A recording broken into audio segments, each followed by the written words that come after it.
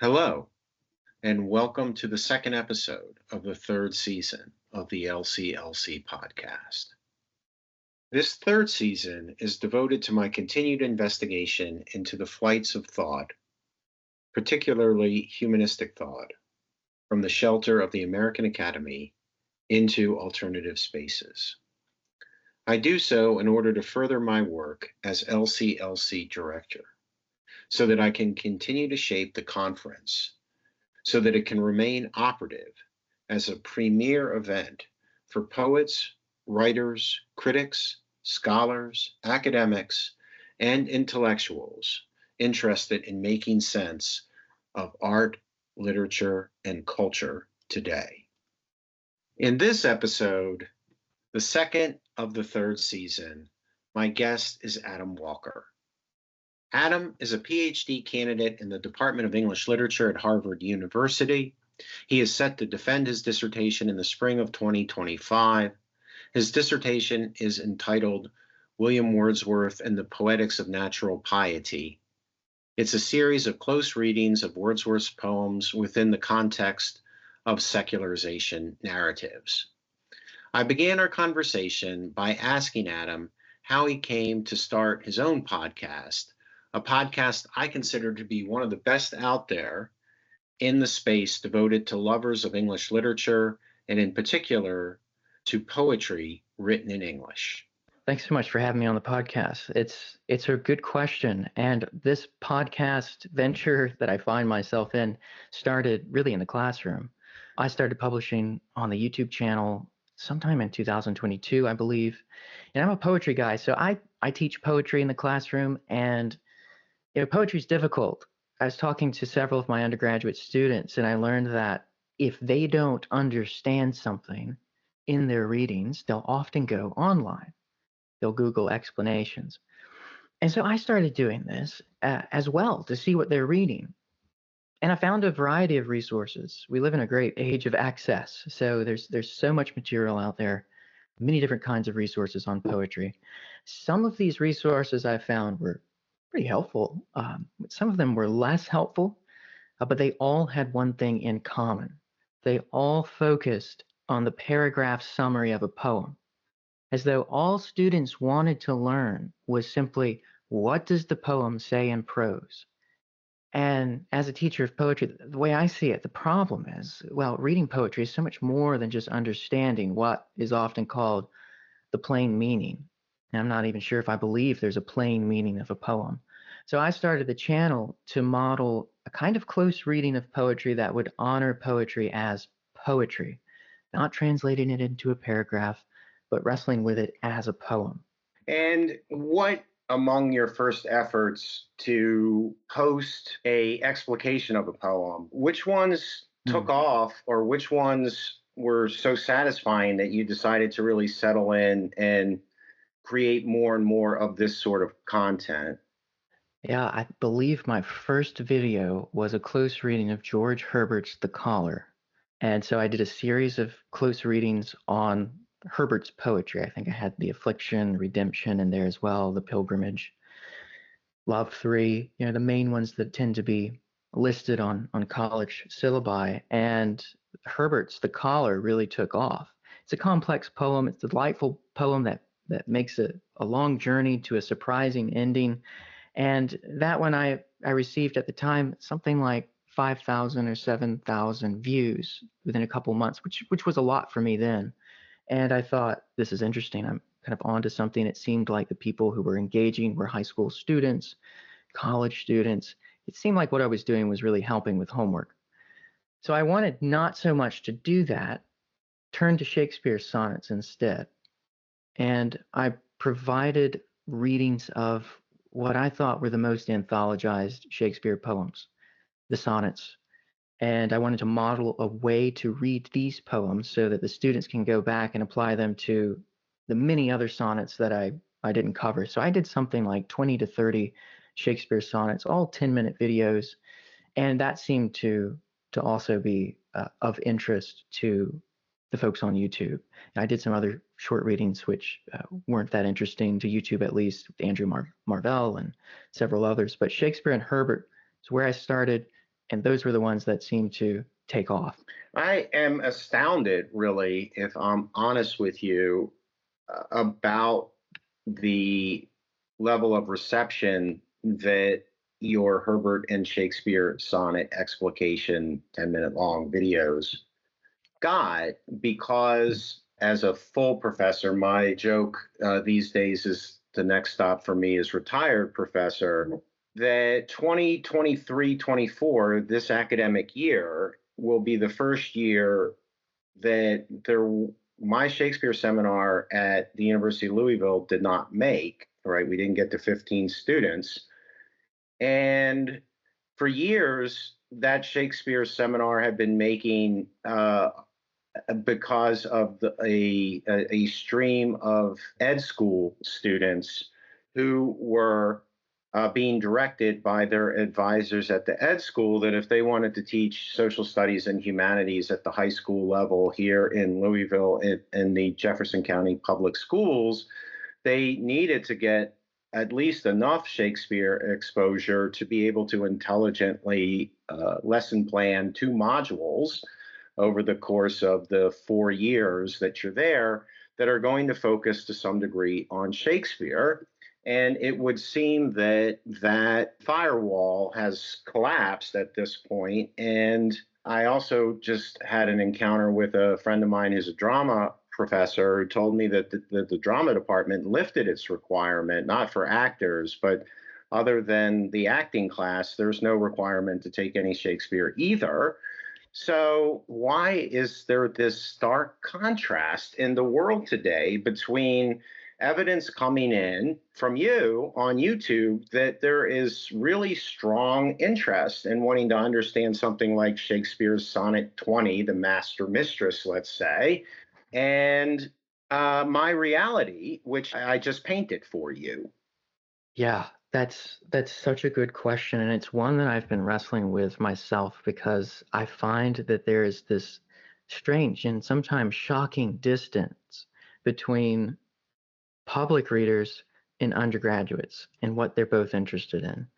Yeah, I'd say that undergraduate interest tends to fluctuate on a high level, at least in my department.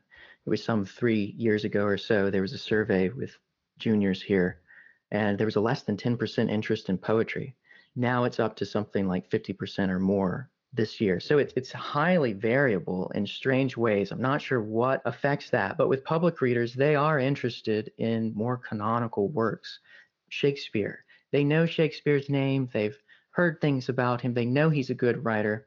And these are people who work, 9 to 5 jobs, or they're students. And so with that, you have folks who have maybe only an hour to give to reading a day, maybe two. And so that hour is precious. And so I think they're looking for, well, what's the best I could read? What's the best to enjoy? And they tend to go to the big names like Shakespeare and the canonical writers. And for the undergraduates, I guess my theory is that the undergraduates, they tend to have special interests. And something like Shakespeare usually does not fall within the circumference of that interest unless it's, a requirement. And, in many American universities, you can graduate with a major in English without reading Shakespeare. So it's something that's perplexed me too, because in the public readership outside of the academy, there's an interest in the canonical figures, but in the departments of English in American academies, it's not. It's just not there. It's not reflected in what's offered sometimes. The other time, it's just not reflected by student interest. So that is a great mystery that I myself am still puzzling over.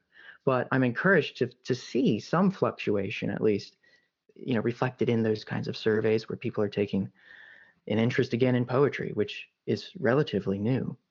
Now, you in your podcast work often reference this collective, the Antrim Literary Project. Tell me about that. Well, the Antrim Literature Project is all about access to literary education for non-academic readers, primarily. We're an online platform. We're dedicated to making the study of literature accessible to people outside the walls of the university, beyond the paywalls of the university. We want to help public readers become better readers. So this whole project started out 2 or 3 years ago as a local venture. My wife and I, we live here in Cambridge. And so we began hosting free lectures at our house.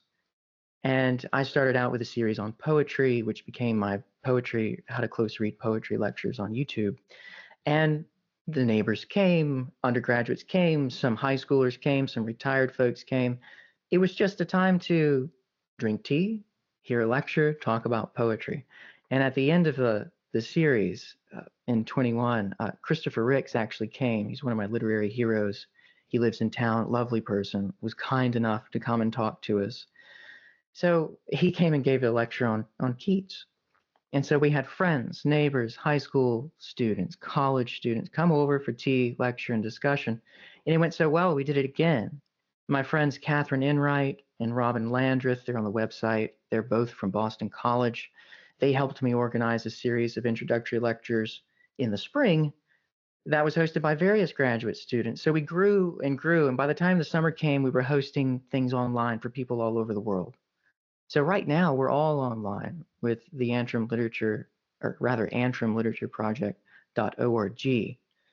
And we've got three main guiding principles. We don't have much of an agenda, but these are our principles: close reading, conversation, and community. So close reading means we're text centered, conversation means we're discussion friendly, and the community means we're community oriented. And it's so true that the more diverse your readership is, the richer the conversation about the poetry will be. And our events are completely free, and we've had people come from all over the world: Eastern Europe, Australia, New Zealand, Latvia, India, China, the UK, a lot of folks in the US. And the discussions are just so enriched by that. And so we graduate students offer these opportunities completely free based on our own time. And I think what we get out of it is being able to teach what we want to teach, because we can Hmm. offer anything. So, what I'm hearing behind this is that the collective we, you're being modest here, is spearheaded to some degree by yourself and your wife. Is this a fair read? Yeah, at least it was when it first began. I think now we're reaching our third year. There are about four admins, and I'm one Hmm. of them. So yeah, it began as spearheaded by me. I was inspired to do this, had a lot of help along the way. So now at this point, we're more of a small group of people who are just running it. Gotcha. Why Antrim? Well, it's funny. We were looking for a name. My wife and I live on Antrim Street. This is where we would gather, so we called it this as a way to reference where people were meeting. And it turns out County Antrim in Ireland has connections to Seamus Heaney, and it seems like a very literary place, so it tends to work out that way. But originally, it was just yeah, Antrim Street here in Cambridge. So, one of the things in listening to you talk is the persistence of conceptualizing what it is you do in terms of audience. And at this point, and feel free to call me jaded and cynical, a persistence in delineating a distinction, an operative one, an operative and living one, between a group within the paywalls of the university that are still willing to pay for this kind of instruction, and a an audience outside of that paywall. And my reality is one that finds that, as I just kind of finds it to be worthy of the characterization I just gave it, suggesting that the future lies beyond the university paywall because of the shuttering of the humanities coursework and its instructors. Do you share those fears or do you disagree? Well, I would share the anxiety towards what I've seen happening in the academy, at least the American universities that I'm familiar with, that there's a deprioritizing of the humanities. Would you say that's fair that I'm picking up on in that question? Yeah. I see that as well, and it does concern me. I think it's mainly from administrators and issues within the university itself. I don't know to what extent. It's an interesting question how much of this is actually how much of the changes are actually in response to student interests or whether it's coming from the top down in administration. But yeah, I absolutely do. I am concerned. I think that the American universities are making a huge mistake by devaluing the humanities. I mean, it's a dangerous move. Why do you think it's a dangerous move?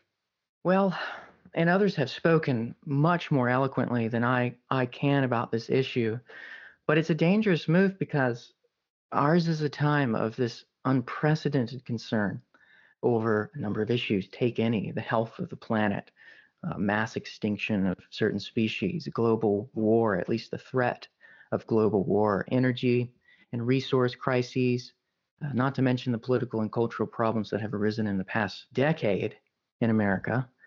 And it's college students who are going to have to think critically, creatively, and sympathetically in order to address these national global concerns. And the skills of criticism, creativity, collaboration, all these skills are the very things that the humanities give us. And I have great respect for the tradition of old school humanists like Douglas Bush or Walter Jackson Bates, and maybe even my advisor, James Ingle, who, by the way, wrote an excellent essay in Harvard Magazine called Humanists All about this issue. So my answer isn't very different from what these professors have said in their own times, but I think it's dangerous. If universities continue to silence the humanities at this critical time, then relief and deliverance is going to come from somewhere else. And I think, and who knows, perhaps that's what we're witnessing now outside of the institution, where readers and thinkers outside the academy are taking their own education into their own hands, and they want to learn. They want to learn how to read, to speak, to write, to think critically and sensitively, because they know that's what's needed for a time like this. We have this intuition that these issues are critical, and we all intuitively know that the humanities equip us to address them.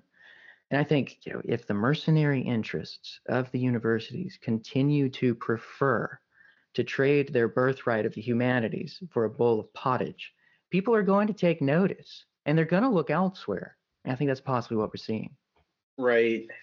Well, I stumbled across you because of my fascination with this question and my desire to locate these voices outside of the paywall, particularly now that I'm the director of this very august 50-year-old plus literary conference. And the first video of yours that came up was this long, I think it's an hour long walkthrough of a pamphlet that is an internal document put together by the faculty at Harvard for students who are English majors or who self-identify in some capacity in that way, that would like, yes, this, I want to look at this pamphlet to structure really a lifetime of reading. And you walk through that pamphlet giving a kind of potted evaluation, very adequately done, and then moving on to the next one. Were you surprised that you would put that up and you'd get something like close to 400,000 views at this point? I was totally surprised, actually, because I was 2 years on YouTube up to that point and had a very, very modest view count. I think my highest video was maybe Shakespeare Sonnet 1 with 10,000 views or something like that. And so, yeah, it did blow up. And I wonder, I do think that the YouTube algorithm or that YouTube viewers love lists and they love hearing what they should read. And that perhaps this fed into that. But I was totally shocked as well.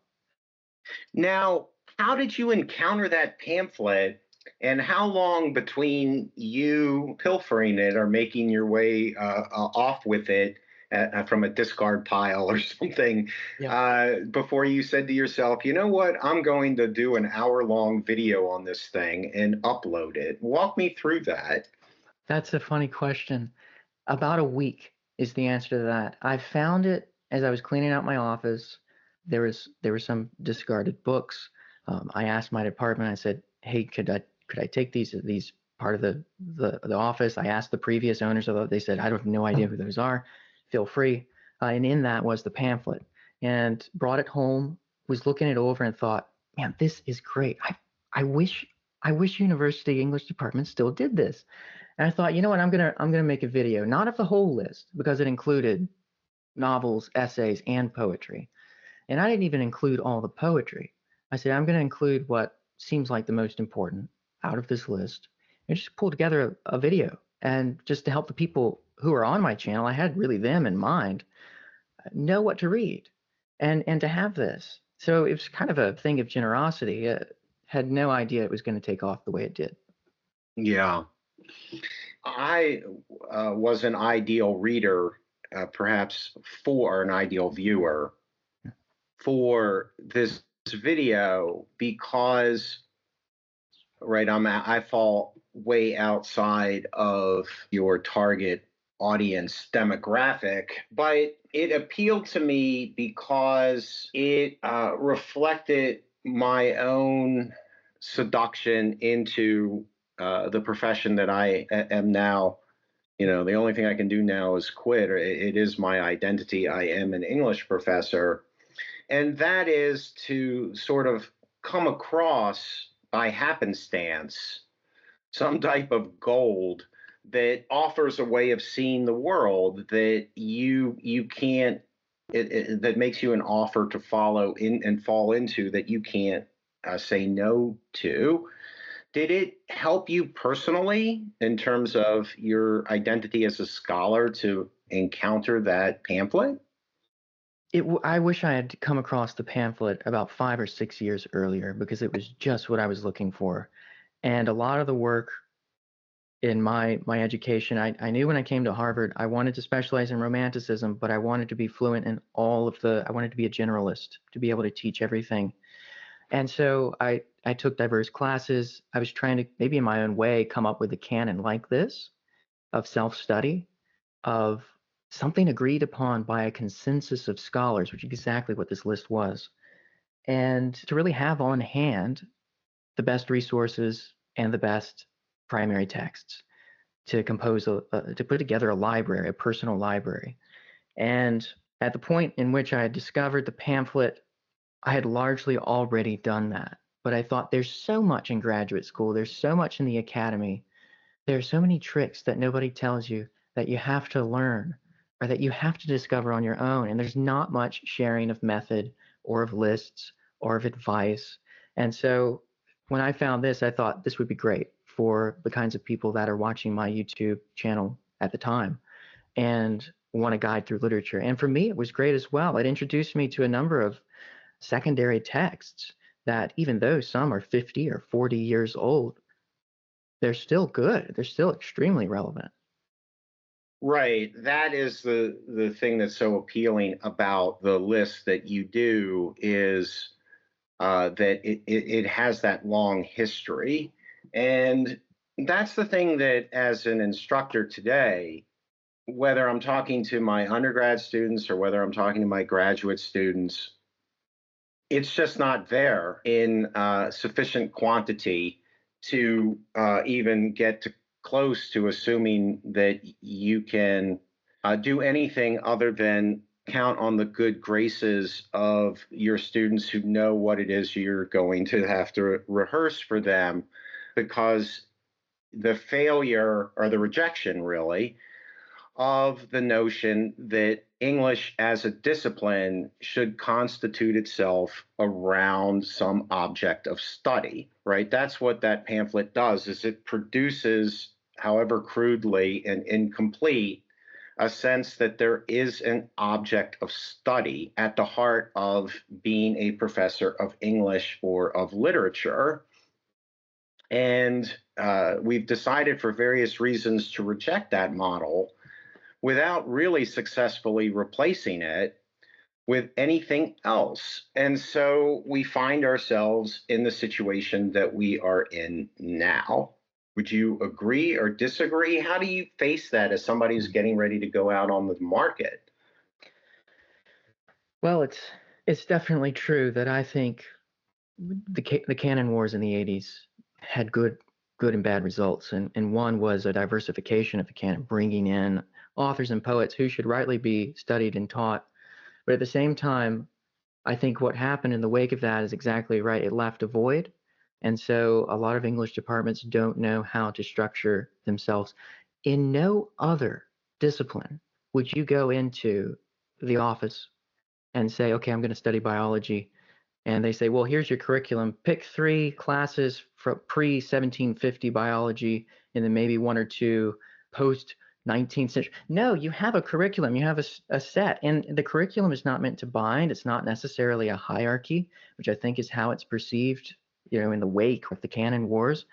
But really, they're to help you to apply the methodology of close reading, of talking about literature, of appreciating, that's valuing literature on other texts. So it's not really supposed to be restrictive. What a student might learn in your Shakespeare class in analyzing the drama of Shakespeare, they could easily take to the margins of the canon or some figure who's not a part of that. So I think there's an identity crisis in the university English departments right now, and in many of them, I should say, because perhaps not all of them. But it's been my experience that what do we do to provide the structure? And Harvard has a great tradition of literary plurality ever since the first English professor, Francis James Child, he taught rhetoric, but he was unorthodox in that he was the one who put together the child ballads. So his specialty was folk literature. Hmm. Ever since the 19th century, we've had a great idea of literary pluralism, but it seems like in a lot of places, with the absence of the canon, with the absence of a curriculum, people are scrambling. What are we doing? What is our relevance? What are we actually teaching students? Right. Well, I went into my phone here, and my most recent communique from my chair is I'll just read one sentence. The dean emphasized that in creating schedules of classes, departments must prioritize what students need to take rather than what faculty want to teach. And she's just being the bearer of bad news here. But when you abstract that to its furthest end, as a logic to through which you're going to run your university, you are going to end up where we have ended up, which is that the conversation about margins and centers within canons or any kind of list of stuff to read is largely irrelevant. It doesn't matter whether I attempt to offer a course on Shakespeare or Drake versus Kendrick Lamar. You did a video on appreciating Taylor Swift, for example, Mhm. and I am all for those types of cross fertilizations, Mhm. but the content has become irrelevant at this late hour. That is my divining sense of things. Would you go along with that or not? In my very limited experience, I couldn't really say whether I'd go along with that. It's now what you have said, I will say, is similar to what I've heard going on in other departments through other professors at different departments that I've heard of. And so I'd agree that it's definitely a problem that some university English departments are dealing with. Yeah. So if you decided to duplicate your success with that pamphlet that cranked out 400,000 views, what do you think would be a similar video that would work? What would feed the beast? Well, that's an interesting question and one that I've been thinking about. YouTubers do tend to favor lists, or at least the algorithm does. I think it's intertwined. I do have some other list videos about the canon lined up for July, and I've filmed 3 so far, and they're just waiting to be released, in which I present a hierarchy of poets based on the number of their appearances in 11 major anthologies that range from the 18th century to 2005. So I'm using that as a way to evaluate the importance, or at least a hierarchy of poets in that way. So I have a couple videos on that. But I haven't been quick to reproduce the success of the 1983 Harvard tour. I'm interested in teaching literature as literature, and to follow that trend with more and more videos on lists would seem to me like a false promise to my viewers. And it's true, the lectures that I do really have not been successful, at least not as successful as the Harvard list video. But people who value the educational content, the deep dives into poetry, they're finding me, not in droves, but slowly. And I think in some measure, prioritizing that lecture-based video style has been a way to remain true to my own interest and those of my steady viewers. But the video on the Canon, the series of videos on the Canon I have upcoming, probably won't be as successful as the Harvard video, but will have that same style. It's a number of lists for those hierarchies. So, yeah. Well, I'm rooting for you. What are some of the poets that you're talking about? Well, thank you. I have a number of lists based on the number of appearances of the poets in these volumes, and the six who come up the most are Chaucer, Spenser, Shakespeare, Milton, Wordsworth, and T.S. Eliot. I think these are the six main ones. If you were to focus on any of these for like a doctoral dissertation or a research paper, you'd get a lot of other literature lumped in because these poets, they have a huge network of roots in all different kinds of literature. So if you can find your poet among this community of six, you really have a channel into the wider canon. So those are the main six that come up the most. I have a list of the foundational canons, which I think is the foundational poets, the top 49. I have the golden canon, which is the top 89, and then the silver canon, which is the top 186 or so poets who appeared, more than 5 or 6 times in these anthologies. But those six are the ones who are there on top. The approach that you're taking has always been one that appeals to me, that I shorthand as an approach to be a student of the game. What I mean by that is that as a sports fan, sometime Sunday participant, hopefully active still, but as a sports fan, I always gravitated towards those stars, those heroes of mine, who identified themselves not just as a good point guard or a good quarterback or a good shortstop, but who then went on to talk about the history of the position they play and the shortstops that they look up to, and that they are true students of the game, and that in that sense, they are critic practitioners.